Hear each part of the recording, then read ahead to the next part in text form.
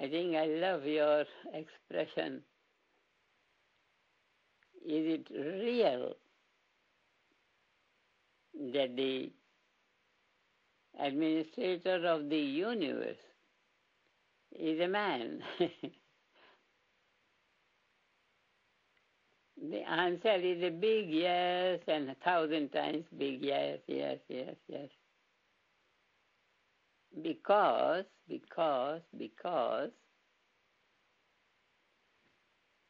there is a point where the cosmic ruler rules itself without ruling. That means he doesn't plunge into action of ruling by nature. By nature, he rules himself. And that is the ruling on which you express your surprise, the rule from the unmanifest, the rule from the silent level,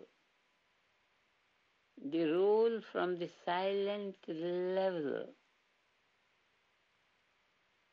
Again, I'll give you the same example, which I am fond of giving, this hollowness of the banyan seed inside is completely hollow.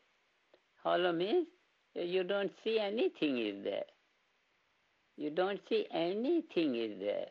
What you see? Peace. There is no duality, there is no activity, there is no dynamism, there is nothing. What is there is,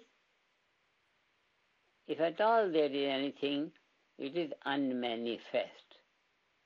And if you want to give an expression to it, what it is, say unmanifest.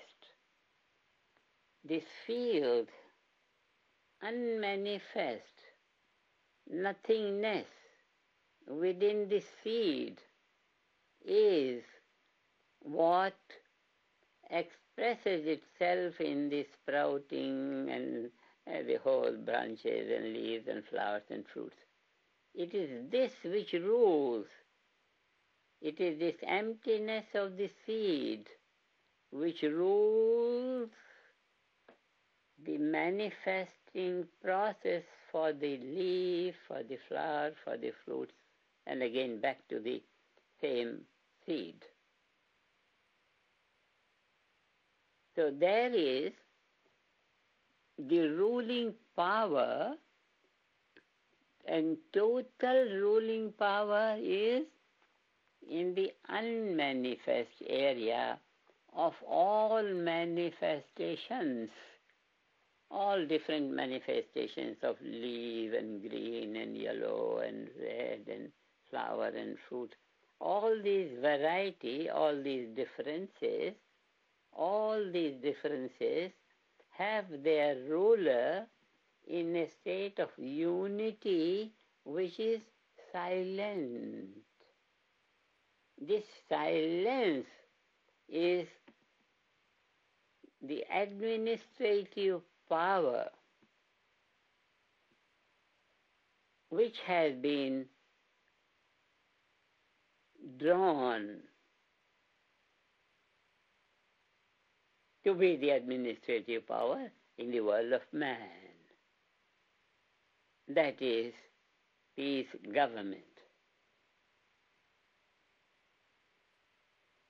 And it was Dr. Hagelin, a scientist, quantum mechanical scientist, who deals with the quantum mechanical field, unmanifest field, 0 point motion. 0 point motion is that administrative power which is not seen, which is not active, which is silence.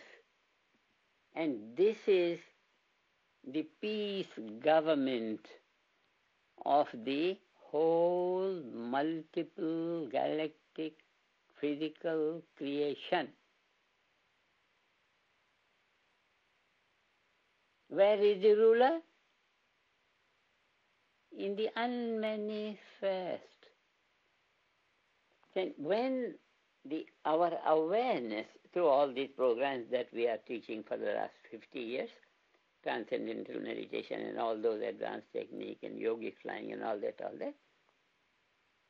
when through these programs our awareness is stabilized on that nothingness,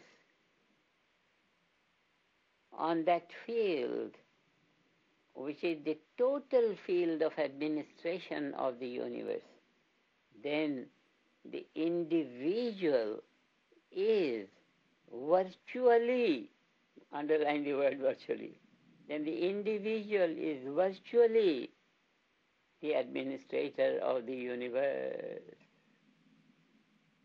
This is consciousness in the unified field. Vedic word for that is Brahman consciousness, consciousness of totality, total knowledge, ultimate, pure unity. It is on its own level. There is no other to stimulate it. No. There is no other to stimulate it, to make it functional. No. Its own nature is functional. Its own nature is as much silent as it is dynamic. So we say potential dynamism. Potential dynamism in eternal silence. And when individual's awareness is in tune with this, then the individual is virtually the ruler of the universe. Practically, what it means? All that he wants, or all that he needs, even without wanting, will be at his disposal. The ruler of the universe is not that creativity which has to come down to any isolated time-space bound areas in order to achieve anything in time and space. No. It remains where it is. And because it is pervading everything, it is present all over, omnipresent and omniscient and omnipotent. This is the ruler of the universe. What it is? It is this single, simple man's awareness, fully conversant or fully lively on this level of nothingness, as the hollowness of the banyan seed. That one example answers all these intricate problems of life. Because on that level, the beauty is that one is the administrator of the universe. That consciousness, that intelligence, that consciousness, that intelligence Uh, one calls it self-referral intelligence. That means intelligence in its own nature. Self-intelligence in its own nature is the administrator of the universe. This administrator of the universe has no objection. It has no objection if that level is inherited by the individual awareness.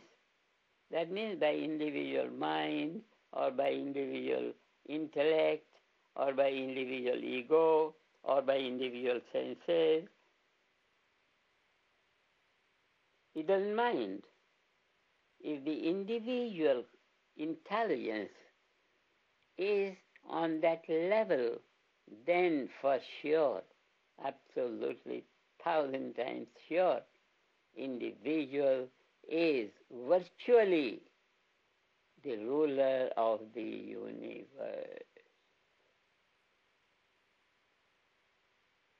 This is a very good area. Raise some points if there are any more points left out, because this is our field. This is our field. We rejoice in expressing our own possession. Knowledge is a possession which rejoices in flowing in waves. Individual is.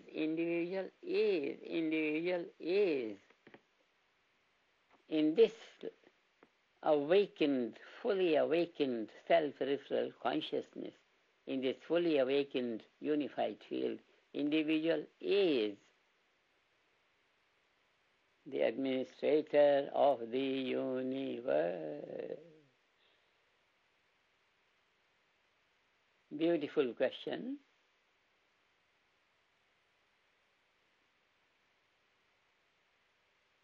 Dr. Hagelin, tell them in the language of your quantum physics that there is a level which in itself is the administrator of the universe. Don't doubt it. Experience it, finished.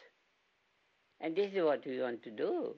All the conflicts, all negativity, all problems, all ill health, all cries, all suffering simply disappear, because on that level of the rulership of the universe, only purity, divinity is the only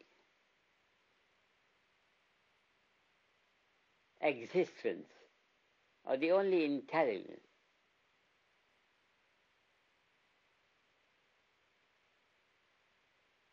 And all these peace palaces are going to be the invincible homes, as a home, as a structure, invincible homes for having this level of awareness stabilized through practice, stabilized through practice, stabilized through practice. The principle is there, but because people don't know that they have to live in a home that warrants the simplicity of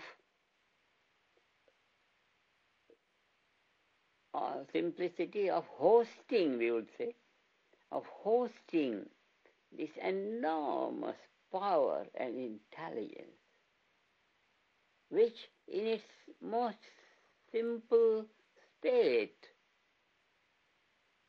is capable of. Is not capable of. It's naturally administering the universe. All these paths, all these suns and moons and galaxies and this, the huge, enormous, small activity, big activity, cosmic activity, all this is in an automatic manner. Automatic manner. It's an automatic manner. By whom is this? This is by that transcendental, self-referral totality of creativity, of total natural law on its own level, a self-sufficient level. And we are going to have the education. Every child born in our world will have this bright sunshine of a perfect life as he grows, Very beautiful, very beautiful, very beautiful.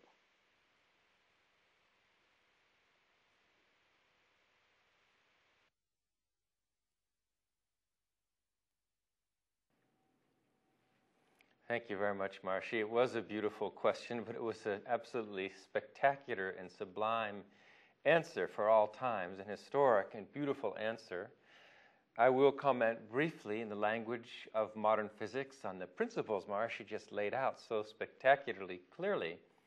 And just in that is by describing the word that is used, the phrase that is used in physics for the ultimate reality, the unified basis to the diversified universe. This word is quantum field. As Maharishi said, it's a quantum field. And field means what? Field is just unbounded, abstract, unmanifest silence. Field is, by definition, an unlocalized reality. Unlocalized, unbounded, abstract silence. But it's not just a field. The ultimate reality is described as a quantum field. And quantum implies two things: infinite dynamism within that unbounded silence, and also the principle of self-discrimination, self-awareness, self-knowingness, self-referral knowledge. First, describing quantum in terms of dynamism, I think everybody understands that quantum mechanics, the quantum principle, implies increasing dynamism at more fundamental scales as one approaches the superunified scale, as one approaches the unified field. It's the same reason why nuclear power is 1,000,000 times more powerful than chemical power. Because chemical power is simply the manipulation of the molecular structure of a substance. Nuclear power derives from manipulation of the nuclear structure of a substance. And the atomic nucleus is 1,000,000 times smaller, 1,000,000 times more fundamental, and hence 1,000,000 times more powerful due to the quantum principle. The superunified scale is the Planck scale, beyond space and time. And the dynamism inherent within the silent, unbounded field is literally infinite in its extent. So infinite dynamism located within infinite silence. This is the nature of the ultimate reality from physics. Also, the principle of quantum applied to field implies the quality of self-discrimination, self-awareness, self-knowledge. Don't have time to go into this in detail, but the quantum principle means the imposition of what's called the canonical commutation relationship, in which the field distinguishes itself from its own action. The field becomes distinguished from its own motion. In this dynamical juxtaposition or contrast, this witnessing quality, whereby the field discriminates itself from its own activity, this self-referral or self-discrimination of the field is the seat of the creative dynamics of nature. That propels this sequential symmetry breaking, which systematically brings forth diversity from unity. So quantum field is the reality Maharishi was just describing in the far more eloquent and accessible terminology of his Vedic science as infinite dynamism within infinite silence. Maharishi also called this what the physicists call zero-point energy. It is the infinite dynamism left over when everything of a manifest value is removed.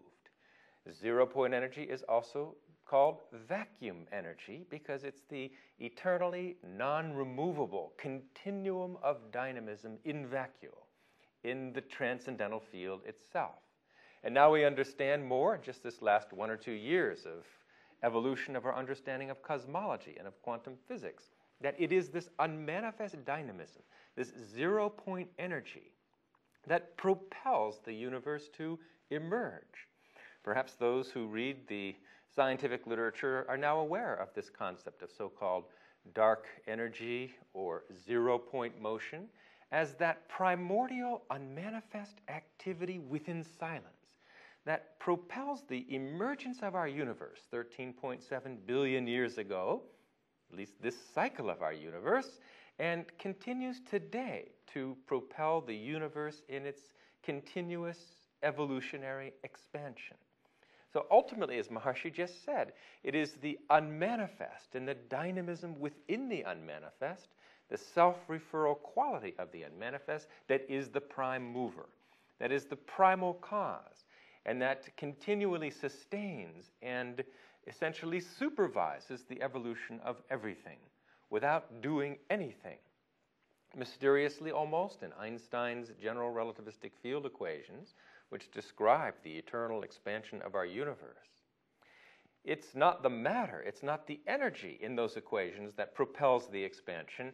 It is the unmanifest zero-point motion, the so-called vacuum energy, the self-referral activity of the unified field itself, while remaining unmanifest, that propels the universe into its eternal state of expansion and gives us our ever-expanding universe. So this shows how Maharishi's principle, his Vedic principle of, without getting into the realm of ruling, but simply by being, by virtue of what it is, which is infinite dynamism in infinite silence, it propels the emergence and sustains the evolution of the universe eternally. That is the power of being what one is, the ruler of the universe, by human awareness identifying with cosmic awareness, the unified field of natural law, the universal intelligence that sustains the universe. A very beautiful field in which to dwell, and eminently practical as well as fascinating, because this rulership can be gained so quickly through Maharishi's Transcendental Meditation Program, which identifies awareness straight away with that unmanifest, unbounded source of the manifest universe, and stabilizes that experience as the operating foundation for thought and behavior through the TM Siddhi program in yogic flying.